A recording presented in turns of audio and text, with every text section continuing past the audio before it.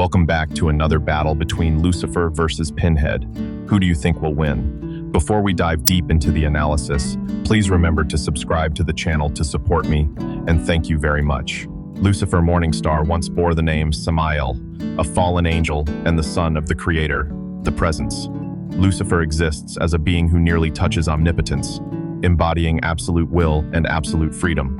He once sat upon the throne of hell, yet he was also the first to turn his back on that power. Abandoning the throne was not a retreat, but a conscious choice to reclaim his own self-determination. Lucifer is called the Lightbringer, the bearer of light, a captivating paradox when that light does not serve heaven, but instead illuminates the path of freedom. He does not believe in imposed destiny, nor does he accept being defined by any supreme authority. Lucifer's rebellion is not loud or soaked in blood, but subtle and sharp like a long chess match, where every move is calculated to affirm personal will. Lucifer's true essence lies not only in his nearly limitless power, but in his calm indifference toward all cosmic order. He rarely resorts to direct violence, because to Lucifer, violence is merely the final option when every door to dialogue has closed. What he truly pursues is pure freedom, where each being has the right to choose their own path, even if that path leads to confronting God. Lucifer Morningstar is regarded as one of the most powerful entities. His power reaches a near omnipotent level, surpassed only by the Presence and his brother Michael.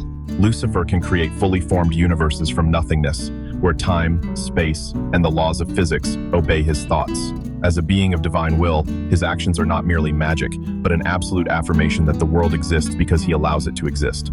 He understands the entire history of creation, perceives every movement of the universe, and can manifest in multiple places at the same moment. Lucifer possesses the ability to manipulate energy and matter. He commands souls, light, darkness, and the primordial forces that compose all existence. The fires of hell in his hands do not merely burn flesh, but challenge the very will of his opponents to exist. Even death is not a boundary, for Lucifer can recreate himself from the void, rendering him nearly immune to all forms of destruction. In addition, he can read and manipulate minds, move objects with thought alone, alter his form at will, and fly freely with his angelic wings. His physical strength surpasses planetary limits, yet he rarely uses it in a showy manner.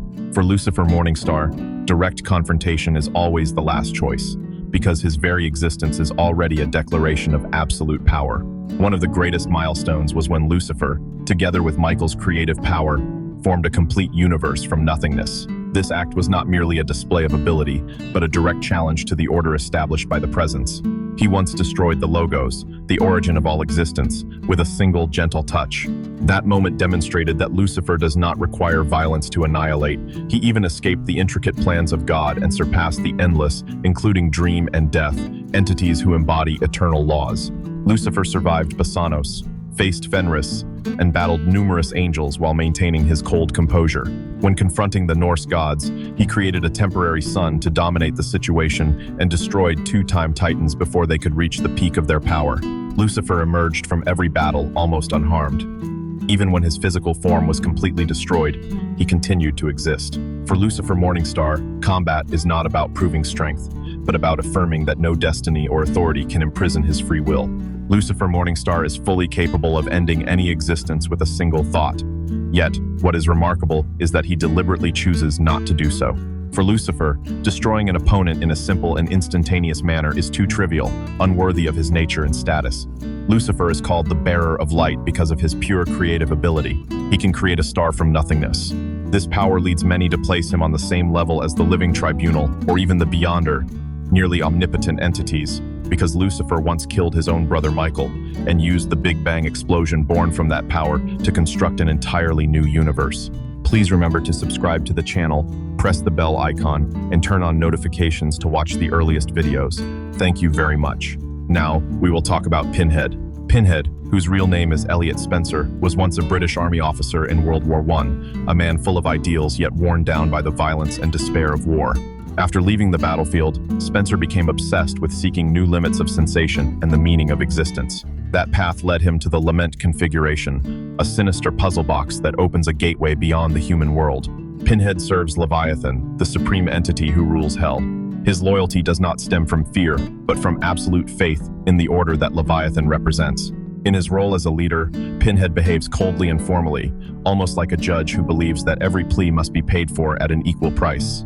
The chains he summons do not merely tear apart a victim's flesh, but drag them into a vortex of eternal agony. What makes Pinhead terrifying is not only his supernatural power, but also his calm voice and composed demeanor while witnessing the suffering of others. Pinhead does not hunt blindly. He appears when humans themselves open the forbidden door, when desire overcomes reason. That is what makes Pinhead not only a bringer of fear, but also the High Priest of Hell, one of the highest-ranking servants of Leviathan, and an extremely intelligent and cunning being. He's 5U man. He can summon other Cenobites with a single thought and call forth flesh hooks at will to restrain and attack anyone who opens the Lament configuration or any other device capable of opening a gateway to hell. He carries a unique set of torture instruments at his waist and uses them with deadly mastery. He has many years of experience in warfare from his former life as Elliot Spencer, during which he sought the most depraved and forbidden pleasures humanity could offer, yet he still desired more. He can peer into your mind, discover what you fear, and use it in the most painful ways to break your mental resistance and drag you down to hell, where he will offer your soul to his master Leviathan. He can only come to Earth when summoned by the box. Without that gateway, he is forbidden from physically entering Earth, though he can still exert mental influence over potential victims.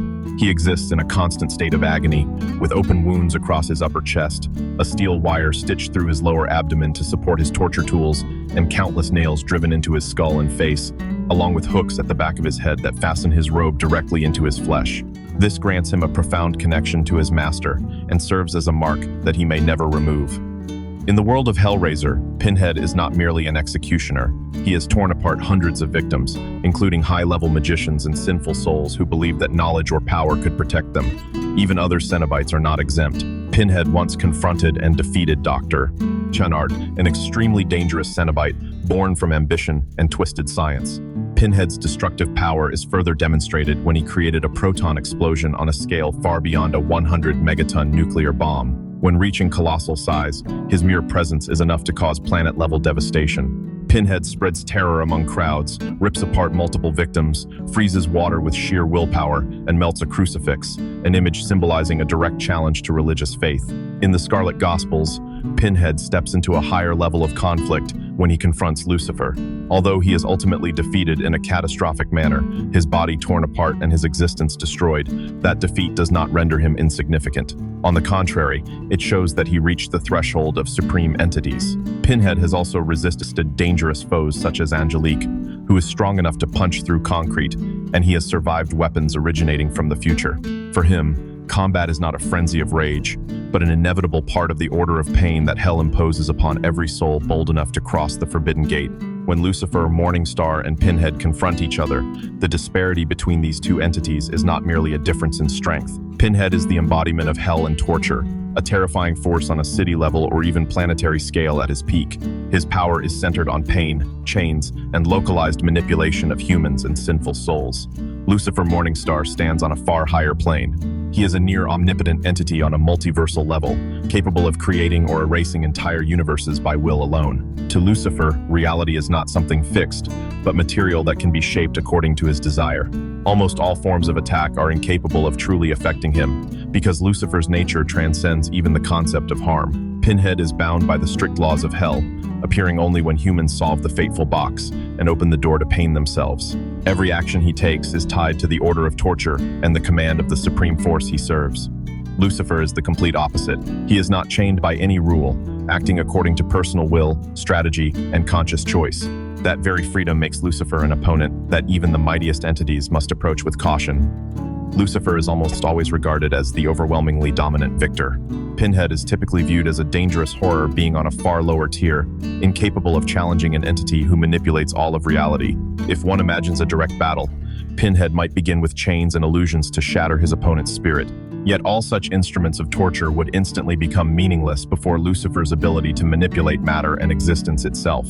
When Pinhead attempts to summon other Cenobites or enlarge himself to gain dominance, Lucifer would not even need to counterattack in a conventional manner. He could create a separate universe, sever Pinhead from every source of power, or directly intervene in his soul, causing Pinhead's existence to collapse from within. Lucifer would only need to extinguish Pinhead as gently as blowing out a candle, or simply leave hell without lifting a hand, allowing Pinhead to confront absolute despair on his own. Lucifer Morningstar achieves complete and absolute victory. By every measure of power and tier analysis, Lucifer's probability of victory is 100%, while Pinhead's is 0, and Lucifer wins absolutely. What do you think about this battle? Let me know your thoughts in the comments. Thank you all very much.